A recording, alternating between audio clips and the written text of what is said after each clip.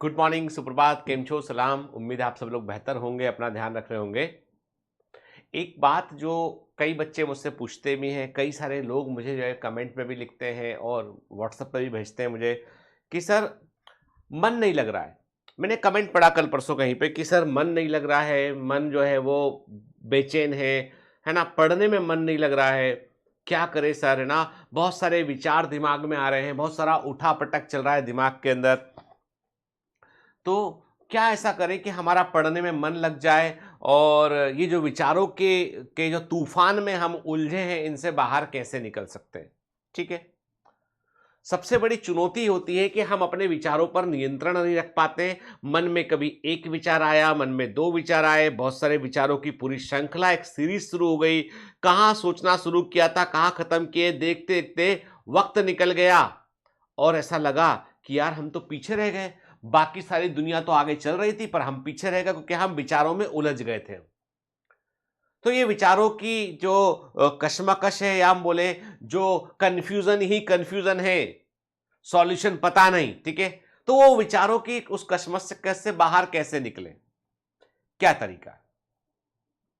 चलिए, इस पर एक मैं बड़ी अच्छी स्टोरी मैंने जो है वो एक जो है वो बौद्ध स्टोरी है, पुराने समय की स्टोरी है, ठीक है? बुद्धिस्ट स्टोरी है, उस पर हम बात करते हैं कि एक बार एक मॉन्क होते हैं, वो अच्छे जो है सिद्ध संत व्यक्ति होते हैं। तो उन मॉन्क या बौद्ध भिक्षु के पास जो है जो जो तपस्या में लीन होते हैं, एक गांव का एक लड़का वहां पहुंचता है और बोलता है कि नमस्कार करके बोलता है कि भाई मुझे आपसे कुछ सलाह लेनी है। तो बौद्ध भिक्षु बोलते हैं ठीक है, बताओ तुम्हें क्या समस्या है। वो बोलता है कि मैं बहुत विचारों में उलझा रहता हूं। मैं दिन दिन भर मेरे को पता नहीं क्या क्या विचार आते हैं। कभी मन करता है ये करूं, कभी मन करता है वो करूं, कभी मन करता है ऐसा करूं, कभी मन करता है वैसा करूं, कभी मन करता है कि भविष्य में ऐसा होगा। कभी मैं डर जाता हूं, कभी खुश हो जाता हूं, कभी बड़े बड़े ख्वाब बनाता हूं, कभी ख्वाब टूट जाते हैं, कभी जो है वो समझ नहीं आता है। कभी मैं सोचता हूं, पीछे से पलट कर देखता हूं कि पहले क्या घटा मेरे साथ में, ऐसा हुआ वैसा हुआ, तो दुखी हो जाता हूं। कई बार जो है वो समझ नहीं आता है कि मैं जा कहाँ रहा हूं, मेरी जिंदगी में हो क्या रहा है, ये कैसे वक्त निकलता चला जा रहा है, लेकिन मैं जहां था वहीं का वहीं हूं। और ये सब इसलिए है क्योंकि मैं जब भी अकेला बैठता हूं, दिमाग में 50 बातें चल रही थी। ये पढ़ने बैठता हूं तो वो पढ़ने का मन करता है, वो पढ़ने बैठता हूं, ये किताब खोलता हूं, 15 मिनट बाद दूसरी किताब खोल लेता हूं, फिर रील देख लेता हूं। मतलब रील तो हमने जोड़ दिया आज की कहानी में, कंटेम्पररी कर दिया स्टोरी को हमने। तो वो कहता है कि भैया हम जो है वो आपसे मैं कंपेयर करूं, बोलता है कि मतलब समझ नहीं आता है कि फोकस फोकस फोकस का बड़ा प्रॉब्लम है। और ये इसलिए है कि लेकिन मेरा दिमाग खाली नहीं है, दिमाग में बहुत सारी बातें उठापटक चल रही होती है लगातार। कभी विचार आता है ऐसा कर लो, कभी विचार आता है वैसा कर लो, कभी मन करता है, कभी मन कहता है मेडिकल में कुछ नहीं रखा है, कभी मन करता है मेडिकल बहुत अच्छा है, कभी मन करता है ये, कभी मन करता है वो, कभी मन करता है कि चलो कुछ नहीं तो टिकटॉकर ही बन जाए। अब टिकटॉक तो है नहीं अपने इंडिया में, चलो यूट्यूबर ही बन जाए, और वो भी रील वाले शॉर्ट वाले यूट्यूबर बन जाए। चलो इंस्टाग्रामर बन जाए, चलो फेसबुकिया बन जाए, चलो मोजा ही मोजा, एक मोज करके भी मैंने देखा कहीं पे आता है, ठीक है? कुछ भी बन जाए, मतलब कुछ बन तो जाए, कुछ को पहचान जाए। फिर देखता हूं कभी लगता है लाखों लोग कमा रहे हैं, ये कर रहे हैं, मन बड़ा विचलित हो जाता है। मैं समझ नहीं पा रहा गुरुदेव की मैं क्या करूं। को पूछते हैं कुल मिलाकर प्रॉब्लम ये है ना कि तुम्हारे पास विचार बहुत सारे आ रहे हैं। हाँ हाँ, वही प्रॉब्लम। मैं चाहता हूं मेरा मन विचारों से खाली हो जाए, मैं चाहता हूं मेरा मन से विचार पूरे बाहर निकल जाए ताकि मैं मन फोकस होकर मैं पढ़ सकूं। तो मतलब क्या मैं कर पाऊंगा ऐसा? तो वो बौद्ध गुरु भिक्षु कहता है कि देखो ऐसा है कि एक काम करो, तुम पहले पहले मेरे लिए एक काम करो। ये तुमको मैं एक मटका दे रहा हूं, घड़ा दे रहा हूं, तुम थोड़ा बाहर जाओ और छोटे छोटे साइज के जो है ना अपने यहाँ पे नदी के किनारे पर सफेद रंग के पत्थर मिलते हैं, कुछ बीन के पत्थर भर लाओ उस घड़े के अंदर, ठीक है? वो सोचता है चलो भाई गुरुदेव ने बोला है, चाहता है, और जाके नदी किनारे सफेद वाले पत्थर होते हैं वो भर के घड़ा पूरा लेके वहां आ जाता है। बोलता है गुरुदेव मैं घड़ा भर के ले आया। बोलते इसमें कुछ और पत्थर डाल लोगे तुम? अरे गुरुदेव ऊपर तक भरा हुआ है, ऊपर से कैसे डाल, कोशिश तो करो। दो चार पत्थर और उसके अंदर आते हैं, बाकी नीचे गिरने लगते हैं।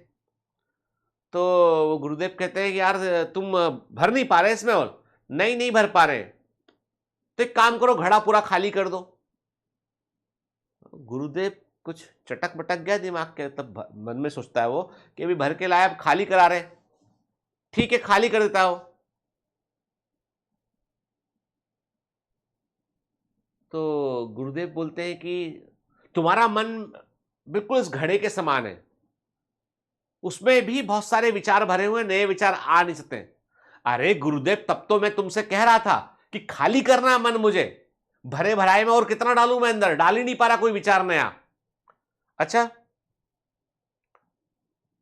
लेकिन बताऊं मैं, मन जो है वो घड़े समान नहीं होता मन। तो फिर कैसा होता है मन? बोला एक काम करो, तो उसमें एक पत्थर अंदर डालो घड़े में, वो एक पत्थर अंदर डालता है, अब दो तुम बाहर निकालो। अरे गुरुदेव, मैथमेटिक्स भी कोई चीज होती है? गणित नाम की चीज होती है? एक डाला तो एक बाहर निकलेगा, दो बाहर कैसे निकल जाएगा? अच्छा, नहीं निकल पाएगा? नहीं निकल पाएगा गुरुदेव।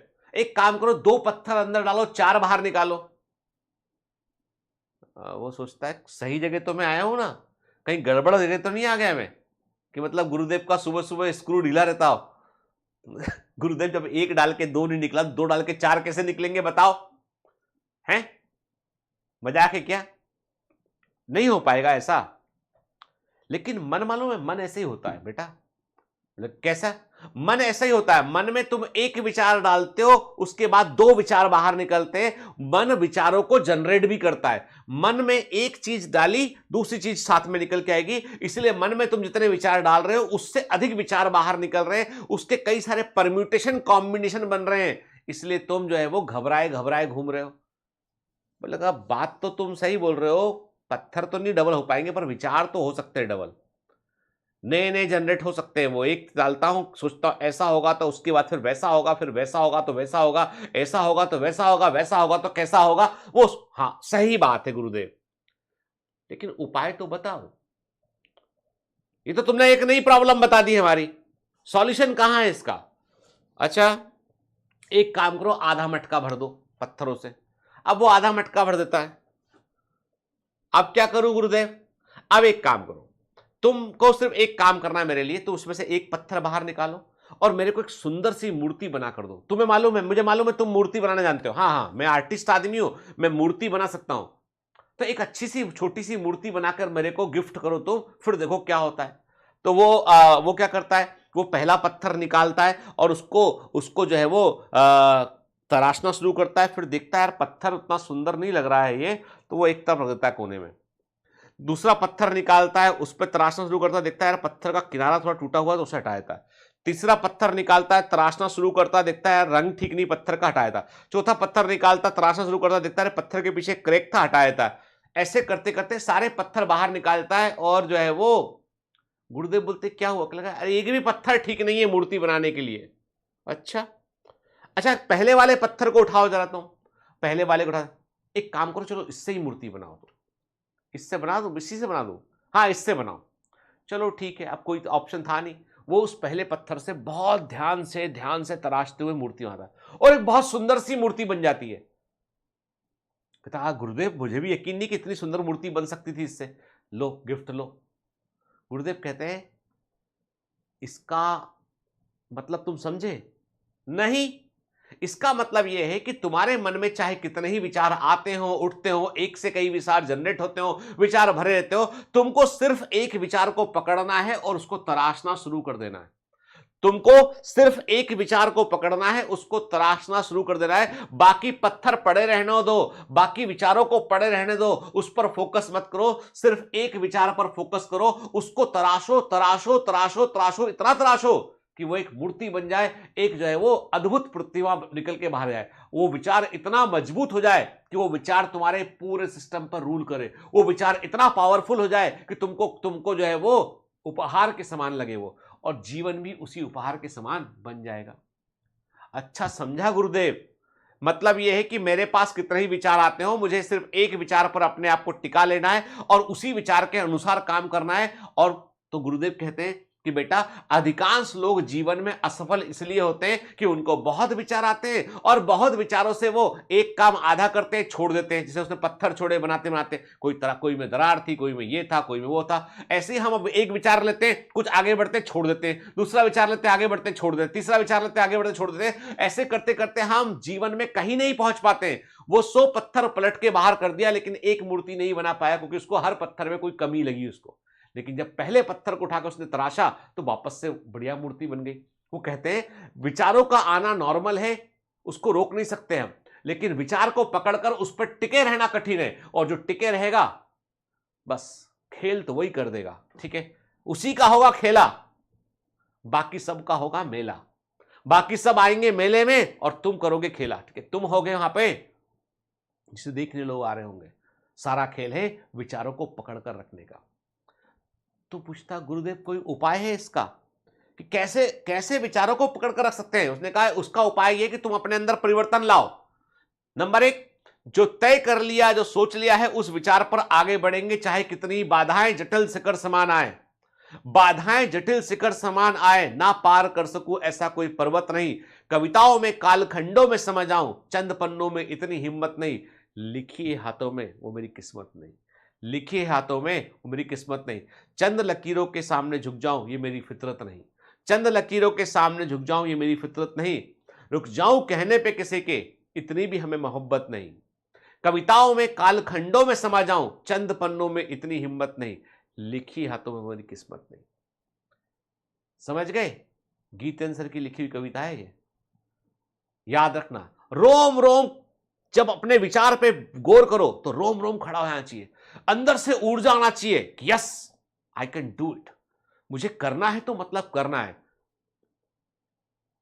जब मैंने जंग में उतरा हूं तो मैं जीत के ही बाहर निकलूंगा। याद रखो, जब तक मैं जंग में नहीं था तब तक उसका कोई वैल्यू नहीं था, लेकिन आज यदि मैं मैदान में हूं तो ये मैदान भी मेरा होगा, मेरे अनुसार चीजें होंगी और मैं जीत कर दिखाऊंगा। इतना कॉन्फिडेंस मन के अंदर रखो। देखो कैसे नहीं होता है, ठीक है। तो विचारों की कश्मकश से बाहर निकलिए, विचारों को संभालिए और उन अपने साथ ऐसे लोगों को रखिए जो पॉजिटिव हो, जो आपकी ताकत को हवा देते हो, आपकी कमजोरी को जो उजागर ना करते हो। ऐसे लोगों को रखिए जो आपसे पॉजिटिव बात करते हो, नेगेटिव बात ना करते हो। खराब दोस्त होने से अच्छा है दोस्त का ना होना। गलत संगत से बेहतर है अकेले रहना। एकांत बेहतर है गलत संगत की तुलना में। आई बात समझ में? चलिए, have a great day, all the best, bye bye. विचारों को संभालिए, अच्छा कीजिए, बाय बाय।